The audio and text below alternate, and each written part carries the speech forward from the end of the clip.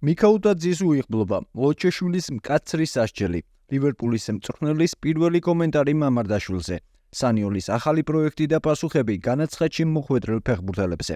ამ და სხვა საინტერესო ინფორმაციებისთვის უყურე ვიდეოს ბოლომდე. დავიწყოთ საფრანგეთიდან, სადაც ლიონმა ახალ სეზონში პირველი ნანატრი გამარჯვება მოიპოვა და თანაც დაძაბულ ბრძოლაში.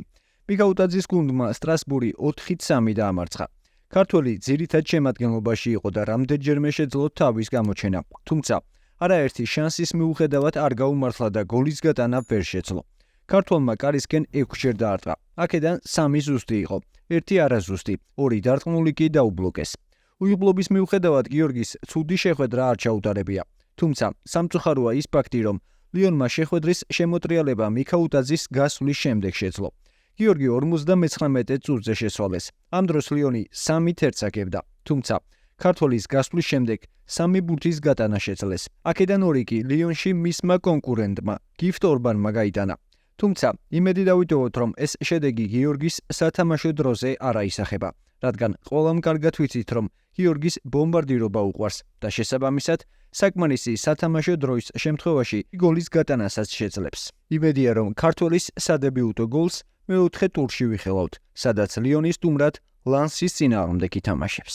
მორიგი ბოლო სიახლე ის არის, რომ ემპოლიში ამიერიდან 2 ქართველი მცველი ითამაშებს. საბა გოგლიჩიძეს საბა საზონოვით შეუერთდა. საბა ემპოლიმ ტორინოდან 1 წლიანი იჯარით და 3 მილიონ ევროთ გამოსყიდვის უფლებით დაიმატა. საზონოვმა ახალ გუნდთან ერთად უკვე პირველი ვარჯიშის ჩაატარა და იმედია, რომ საკმარისი სათამაშო დროც მიეცემა. აქვე შეგახსენებთ იმასაც, რომ საბა გოგლიჩიძეს ემპოლის ოფიციალურ შეხვედრაში დებიუტი ჯერ არ ჰქონია, თუმცა განაცხადში მუდმივად ხვდება. ემპოლი შემდეგ შეხვედრას 31 აგვისტოს ბოლონიას წინააღმდეგ გამართავს და იმედია, რომ რომელიმე ქართველის დებიუტს ვიხილავთ. სამწუხარო ინფორმაცია იტალიიდან. ლუკა ლოჩეშვილი საჭთან ჩხუბის გამო 4 მატჩიანი დისკვალიფიკაციით დასაჯეს და შესაბამისად საკლუბო დონეზე 1 თვის განმავლობაში ვერ ითამაშებს. ლუკას კონფლიქტი პალერმოსთან შეხვედრის შემდეგ საჭთან ფრანჩესკო ფურნოსთან მოუვიდა. ამ შეხვედრაში კრემონეზე მინიმალური სხვაობით 0-1 დამარცხდა. ლოჩეშვილმა, რომელიც მიმდინარე სეზონში პირველად მოხვდა გუნდის სასტარტო შემადგენლობაში, შეუცვლელად ითამაშა. საფინალო სასტვენის შემდეგ კი საჭთან უკმაყოფილება გამოხატა. უფრო კონკრეტულად კი მან არბიტრს ზურგის არეში ხელი ჰქრა, რისთვისაც წითელი ბარათი მიიღო. სწორედ ეს ეპიზოდი განიხილა სადისციპლინო კომიტეტმა, რის შემდეგაც ქართველი მკაცრად დასაჯეს. თუმცა აქვე გეტყვით, რომ კრემონეზეს გადაწყვეტილების გასაჩივრების უფლება აქვს და გამორიცხული არ არის ლუკას სასჯელი შეუმსუბუქდეს. ახლა კი რაც შეეხება გიორგი მამარდაშვილს, რომელიც უკვე ოფიციალურად ლივერპულის ფეხბურთელია. ქართველზე, რომელმაც ინგლისურ გრანდთან 6 წლიანი კონტრაქტი გააფორმა, ლივერპულის მთავარმა მწვრთნელმა არნე სლოტმა პირველი მცირე კომენტარი გააკეთა. მის მოსმენამდე არ დაგეზაროს, ზამით მე ზუსტად 2 წამი დაალაიქე ვიდეო და გამოიწერია. ტრანსფერებით ბედნიერები ვართ.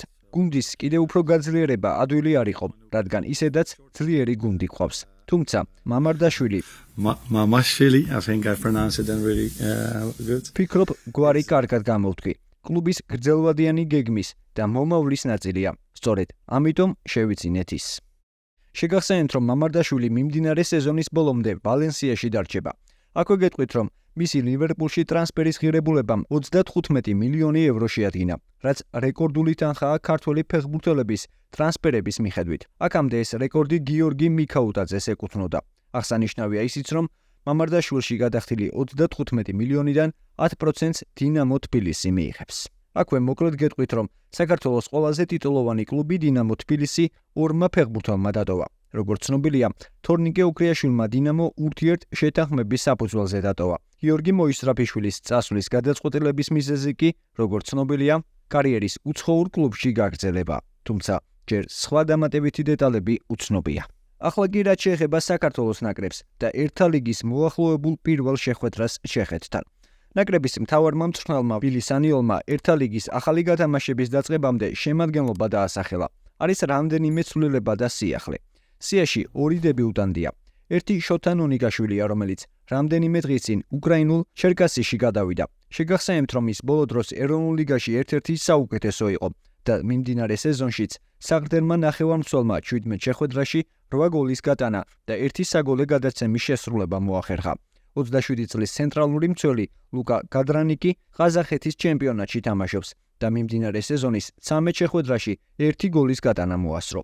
სასიამოვნო სიახლეა ისიც, რომ ეროვნული გუნდის შემადგენლობაში დაბრუნდა ირაკლი აზაროვი. გულშემატკივრების უმრავლესობისთვის კი უსიამოვნო იყო ნაკრებში ჯიმი ტაბიძის ხელვა, რომელმაც ევროპის ჩემპიონატის დასრულების შემდეგ კარიერა რუსეთში, მახაჩყალის დინამოში გააგრძელა. სწორედ ამ და სხვა საკითხებზე ისაუბრა ვილი სანიოლიმ პრესკონფერენციაზე, რომელსაც ასევე ესწრებოდა საქართველოს ფეხბურთის ფედერაციის ვიცე-პრეზიდენტი ალექსანდრე იაშვილი, რომელმაც 20 წლის ჟირონა ბ-ს მცველის ანტალ იაკობაშვილის საქართველოს ნაკრებში შესაძლო თამაშზე ისაუბრა. შესანიშნავი ზაფხული ჰქონდა. მომავალზე საუბარი ჯერჯერობით რთულია. მსოფლიო თასის საკვალიფიკაციო ეტაპი მომავალ წელს იწყება.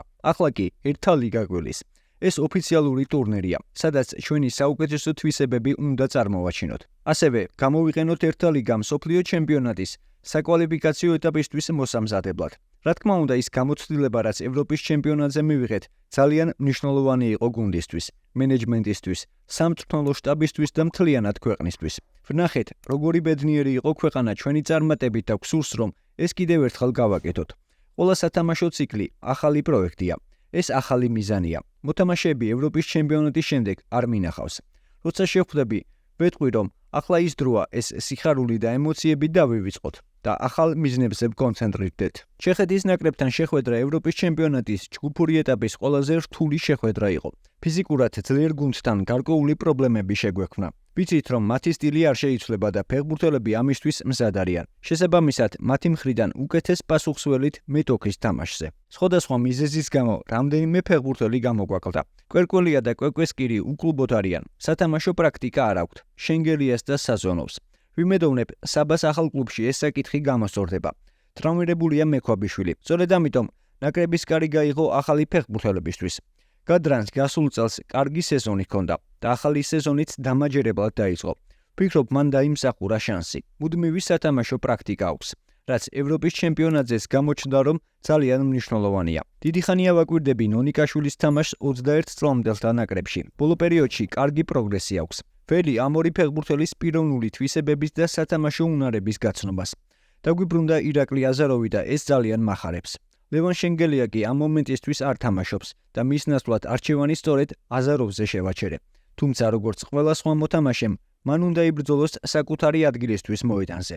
ყველამ ვიცით, რომ ჯიმი ტაბიძის რუსეთში გადასვლა ოპტიმალური გადაწყვეტილება არ არის. მეც ვეთანხმები ამ მოსაზრებას. მასთან ჯერ არ მისაუბრია, თუმცა აუცილებლად ვკითხავ, თუ რა იყო მისი მოტივაცია გადაწყვეტილების მიღების დროს. ამავდროულად, ჩემი როგორც მთავარი მწვრთნელის ერთადერთი საზრუნავია გუნდში საუკეთესო ფორმაში მყოფი ფეხბურთელები მყავდეს. სხვადასხვა მიზეზების გამო დაცვის ხაზში საკადრო პრობლემები გვაქვს და არ გვაქვს დიდი არჩევანი. ასევე გეტყვით, რომ ბედნიერი ვარ გიორგი მამარდაშვილის გამო. ლივერპული მსოფლიო კლუბების ათეულში შედის და ასეთ გუნდში მოხვედრა მან ნამდვილად დაიმსახურა. შესანიშნავი ევროპის ჩემპიონატი ჰქონდა და დიდი კლუბების ინტერესი გასაკვირი არ იყო. ვუსურვებ, რომ გრძელი და წარმატებული კარიერა ჰქონდეს ამ შესანიშნავ კლუბში. ბედნიერი ვარ გურამ კაშიას გამოც და ვერ წარმომიდგენია ის ფეხბურთის თამაშის გარდა სხვა რამით იყოს დაკავებული.